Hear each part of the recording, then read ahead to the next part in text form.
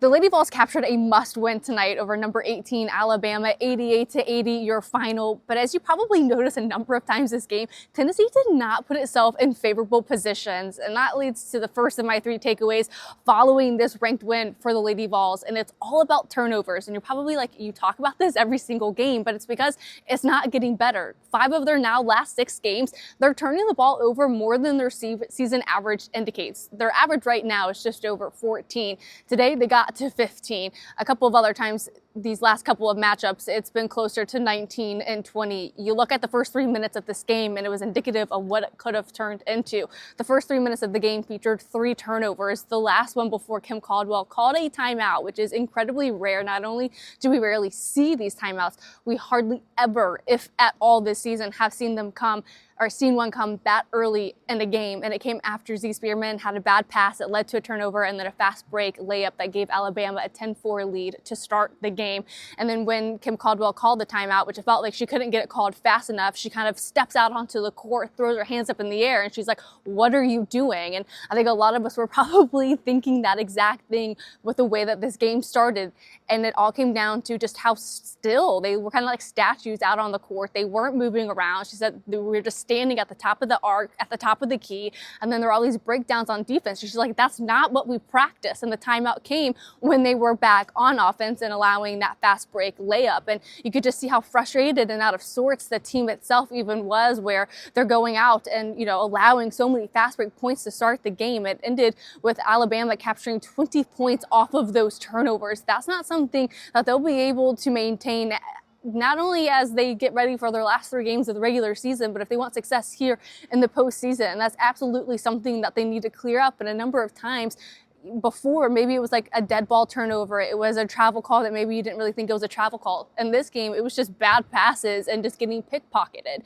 But then there were times where Tennessee was able to capitalize on turnovers that they forced on Alabama, and that kind of helped to lead to my second point, which is runs. I mean, partly these runs are what kept Alabama out of this game and gave Tennessee the win at the end of it. And I know sometimes it feels a little cliche when you're like, basketball is a game of runs. In this game, it absolutely was. I wrote it on my little notes here in chicken scratch. So at the 4:57 mark, Tennessee was on a 10-0 run. Then the next 47 seconds, Alabama was on an 8-0 run itself. Although the game in the first half ended with Tennessee going on another 10 or so run to close out the half, regain the lead. They opened the second half on a 14-3 run, partly ending the game on another solid run as well.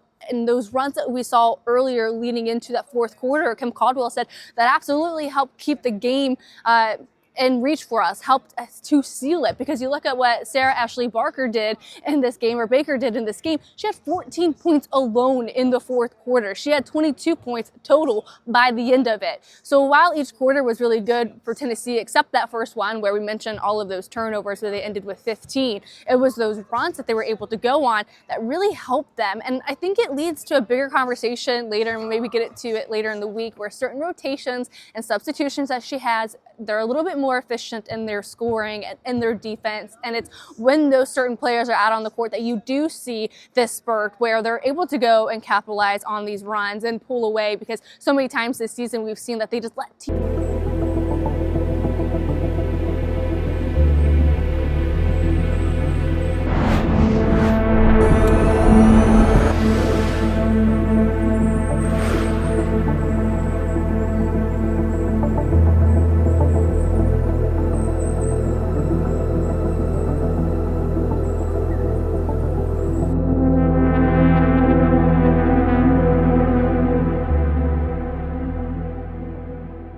back in. And I think sometimes that's a detriment to the types of rotation that the system calls for. But when they have, the best of their players out on the court, they look totally different. And that's how you end up getting an 8-point win. But where these runs end up kind of hurting you too it kind of gets to my third and final point when it gets to composure. So many times this season, we've seen them get 12, 14, 15-point leads, and then they just squander it because they get relaxed and they just want to hang out and, play a little softer because they have a nice lead. But that's a total juxtaposition and contrast to what their opponent is trying to do, and it's to get the lead back. And so you see these teams find their way in, especially at the end of the game where it's a single-digit game, where just a few possessions ago, it was a double-digit lead that Tennessee had. So they've got to find a way to have better composure, a stronger focus in these games, and to get to those what could be 20, 25-point leads if they kept their foot on the gas. One player, and we mentioned her earlier this week that could help them do that too,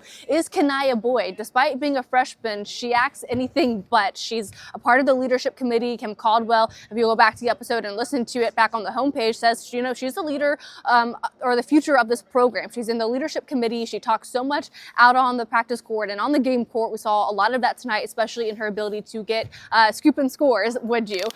So just the way that she's able to play and help keep composure like Jewel Spear does, I think will go a long way. But they've got to find a way to limit those turnovers, capitalize on the runs that they are in, because it's not an easy remaining of the schedule. 2 of their last 3 games are on the road, and they've got a ranked opponent in Kentucky coming up. But tonight it was a must-win to keep them as a top 4 seed, so they can possibly host once the NCAA tournament comes around, and maybe even get a bye once that SEC tournament comes up in just a couple of weeks. But yeah, one more home game, I believe, left on the slate. That'll be Georgia, the last regular season game for the Lady Vols and for a number of the seniors. So definitely want to make sure that you're subscribed so you don't miss out on any of the conversation. I'll talk to you guys later this week for some Tennessee baseball and Tennessee basketball. Talk to you guys then.